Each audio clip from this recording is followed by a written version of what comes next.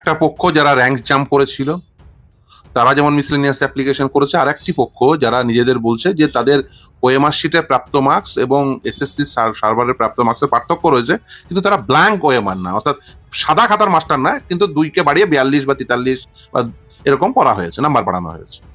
আর একদল বলছে যে আমরা র্যাঙ্ক জাম্প করে চাকরি নিয়েছি, তো আমাদেরও ওই একই, তাদের সব নতুন সিলেকশন প্রসেসে পার্টিসিপেট করতে দিতে হবে।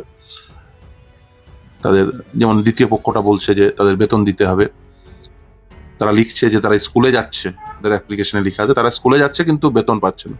আমি তো সত্যি সত্যি এটা অবাক হয়ে যাচ্ছে, এরা স্কুলে যাচ্ছে কি করে? এদের স্কুলে যাওয়ার অথরিটি বা কে দিয়েছে? স্কুলে মানে স্কুল অথরিটি বা অ্যালাউ করছেন কেন? ফলে পুরোটাই যে আসলে এই সমস্ত কিছু ধামাচাপা দিয়ে পুরোটাই ভাবছেন যে আদালতের রায়কে কোনোভাবে যদি বাইপাস করা যায়, না, এটা সম্ভব না। দেখছেন একটার পর একটা মিসলেনিয়াস অ্যাপ্লিকেশন বাতিল হচ্ছে, তার আগেও বাতিল হয়েছে, শুক্রবারের আগেও বাতিল হয়েছে।